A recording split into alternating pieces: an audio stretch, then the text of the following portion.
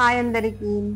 ఈరోజు అయితే బ్లాగ్ అయితే పెడుతున్నాను. ఫస్ట్ నేను లేచిన వెంటనే ఫేస్ వాష్ అయితే చేసుకున్నాను. ఇలా కిచెన్ రూమ్లోకి వచ్చి గ్యాస్ శుభ్రం చేసి, అంటే ఫస్ట్గా మనం లేచిన వెంటనే గుమ్మాలు అయితే తుడుచుకోవాలి. శుభ్రంగా ఇల్లు అయితే నీట్గా ఉంచుకోవాలి. ఎర్లీ మార్నింగ్ కాబట్టి ఇలా నీట్గా అయితే చేసేస్తున్నాను. ప్రతి రూము నీట్గా క్లీన్గా తుడుచుకుని అయితే వస్తున్నాను. అప్పట్లో ఎలాంటి జిమ్ములు ఉండేవి కాదు. ఇలాగే ఇంటి పని అయితే చేసుకోవాలి. ఎర్లీ మార్నింగ్ ఆడవాళ్ళు అయితే ఇంట్లో, మగవాళ్ళు అయితే పొలంలో పనులు చేసుకునేవారు. ఈ పనులు చేసుకోవడం వల్ల బాడీకి అయితే ఎక్సర్సైజ్ చేసినట్టే ఉంటుంది. జిమ్లకి వెళ్ళవలసిన అవసరమే లేదు. నేనైతే 5 ఆ టైంకి అయితే లెగిసిపోతాను.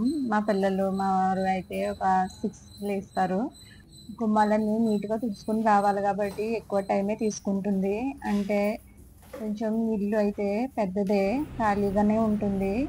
అందుకని చుట్టూ రౌండ్గా తుడుచుకుని రావడానికి అయితే నా 10 నిమిషాల టైం అయితే తీసుకుంటుంది. మా పిల్లల్ని అయితే త్వరగా అయితే లెగరు, ఒక 6:30 అయిపోతుంది. అంటే నేనైతే లేపను, కొంచెం నిద్రపోవాలి పిల్లలు అని అనుకుంటాను. 6 గంటల 6:30 వరకు చూస్తాను. 6:30 దాటితే మాత్రం నేనే వాళ్ళని లెగ్గొట్టి బ్రష్లు అయితే చేయమని అంటాను. తర్వాత నా పని అయితే నేను చేస్తాను. పిల్లలకి స్నానం చేయించడం, వాళ్ళకి బ్రేక్ఫాస్ట్ పెట్టడం, వాళ్ళు రెడీ చేయడం అయితే నేను చేస్తాను. స్కూల్కి అయితే తయారు చేసి పంపించాలి కాబట్టి.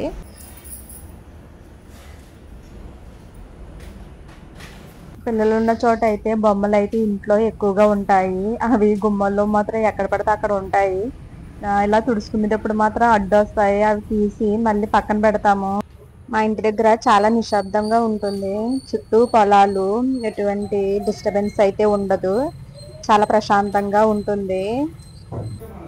మా కుందన అయితే లేచింది, బ్రష్ చేసేసింది, జెల్ అయితే వేస్తున్నాను. స్కూల్కి పిల్లలు వెళ్ళే టైం అయితే చాలా ఫాస్ట్గా అయిపోతుంది. ఎందుకంటే మన ఇంట్లో టిఫిన్ ప్రిపేర్ చేసి లంచ్ తయారు చేతుల్లోకి టైం అయితే చాలా ఫాస్ట్గా అయిపోతుంది.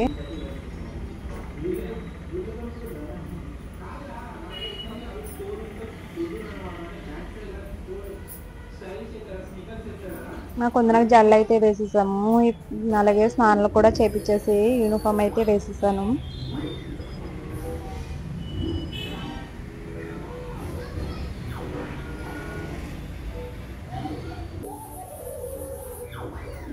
ఇప్పుడైతే పిల్లల కోసం టిఫిన్ అయితే ప్రిపేర్ చేస్తున్నాను. ఫస్ట్ వీళ్ళకి స్నాక్స్ వేయాలి కాబట్టి స్వీట్ కార్న్ అయితే ఉడకబెడుతున్నాను.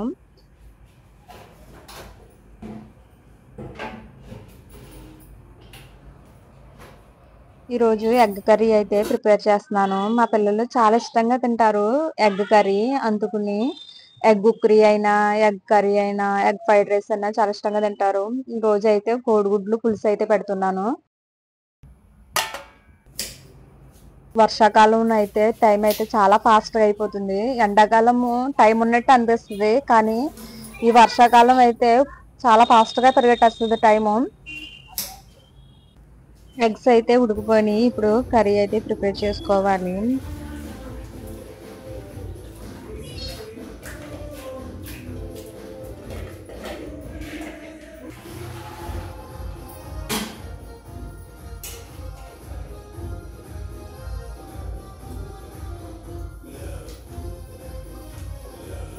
ఫస్ట్ గ్యాస్ ఆన్ చేసుకుని అందులో ఆయిల్ అయితే వేసుకోవాలి, కూరకు సరిపడినంత.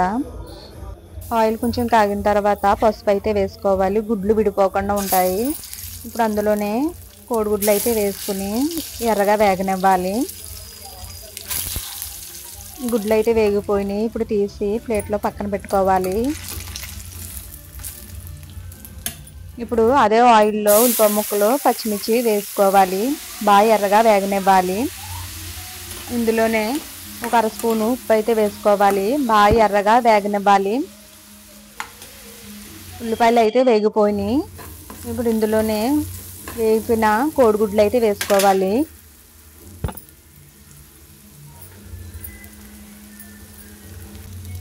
ఇప్పుడు ఇందులో 1 స్పూను కారము, ఉప్పు తగినంత, 1 గ్లాసు వాటర్ వేసుకోవాలి. బాగా కలిపి 2 నిమిషాల పాటు ఉడకనివ్వాలి. ఇప్పుడు దీంట్లోకి చింతపండు రసం అయితే ప్రిపేర్ చేసుకోవాలి. నేను 2 నిమ్మకాయల సైజు అంతా చింతపండు అయితే తీసుకున్నాను. ఇప్పుడు దాంట్లో కొన్ని వాటర్ వేసి నానబెట్టుకోవాలి. ఇప్పుడు కూర ఇలా తిరగబడింది కదా, ఇప్పుడు చింతపండు రసం అయితే వేసుకుని బాగా దగ్గర పడేంత వరకు ఉడకనివ్వాలి. కోడిగుడ్లు కర్రీ అయితే రెడీ అయిపోయింది. ఇందులో ఎల్లిపాయ జీలకర్ర వేసుకోవచ్చు, కానీ నేనేం వేయట్లేదు. ఇలా సరిపోతుంది, ఇలా చాలా బాగుంటుంది. ఇప్పుడు టిఫిన్ అయితే ప్రిపేర్ చేస్తున్నాను. నిన్నే పెసరపప్పు నానేసి గ్రైండర్లో రుబ్బి ఫ్రిడ్జ్లో అయితే పెట్టుకున్నాను. ఈ వర్షాకాలంలో పెసరొట్లు తింటే చాలా బాగుంటుంది. అల్లం, పచ్చిమిర్చి, ఉల్లిపాయ ముక్కలు, జీలకర్ర వేసి బాగా యాగనిస్తే పెసరొట్టు, కొంచెం ఆయిల్ అయితే ఎక్కువ వేసుకోవాలి పెసరొట్టుకి, అప్పుడే కమ్మగా ఉంటుంది.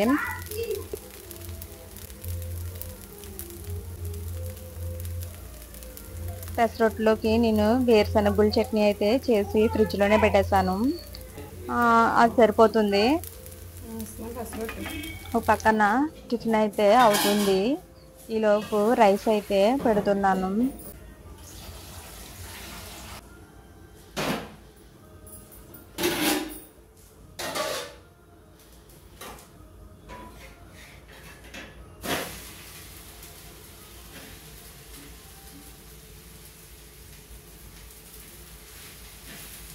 పిల్లలకి అయితే పెసరొట్టులో పచ్చిమిర్చి అయితే వేయను. పెసరొట్టు ఇష్టంగానే తింటారు. టిఫిన్ అయినా భోజనం అయినా తినడానికి మాత్రం చాలా టైం తీసుకుంటారు.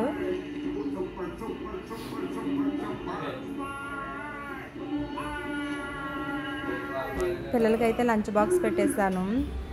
ఇప్పుడు వాళ్ళకి ఇచ్చేసిన తర్వాత స్కూల్కి అయితే 8:30 లోపు అయితే వాళ్ళు స్కూల్ దగ్గర అయితే ఉండాలి.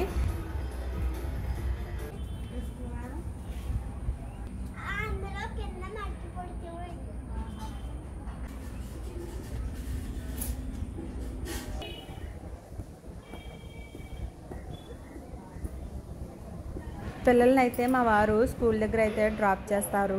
పిల్లలు స్కూల్కి వెళ్ళిన తర్వాత మాత్రమే మనం ప్రశాంతంగా టిఫిన్ చేయగలము. కంగారు లేకుండా ప్రశాంతంగా తినచ్చు. పిల్లలు స్కూల్కి వెళ్ళేంత వరకు ఏదో ఒక పని ఉంటూనే ఉంటుంది. వాళ్ళు స్కూల్కి వెళ్ళిన తర్వాత మనం రిలాక్స్ అయితే అయిపోతాం కాబట్టి ఏ పనైనా చేసుకోవచ్చు. నేను ఫిష్ ఎగ్స్ ఫ్రై అయితే చేస్తున్నాను. ఇది చాలా బాగుంటుంది. ఫస్ట్ ఈ సొనని శుభ్రంగా పసుపు వేసి కడిగేసిన తర్వాత ఉప్పు, కారం, పసుపు, ఫిష్ మసాలా వేసి బాగా కలిపి వాటర్లో అయితే ఉడికించాలి, ఒక బాక్స్లో పెట్టి. ఆ తర్వాత ఇలా ముక్కల కింద కట్ చేసుకోవాలి. గ్యాస్ ఆన్ చేసుకుని ఆయిల్ అయితే వేసుకోవాలి. ఒక 2 స్పూన్స్ ఆయిల్ వేసుకున్న తర్వాత ఇందులో కరివేపాకు, కొంచెం పచ్చిమిర్చి ఇలా చిన్న ముక్కల కింద కట్ చేసి అయితే వేసుకోవాలి. పచ్చిమిర్చి వేగిన తర్వాత ఈ సొన ముక్కలు అయితే వేసుకోవాలి. ఇందులోనే 1 స్పూన్ వరకు అల్లం వెల్లుల్లి పేస్ట్ అయితే వేసుకుని బాగా వేగనివ్వాలి 2 నిమిషాల పాటు.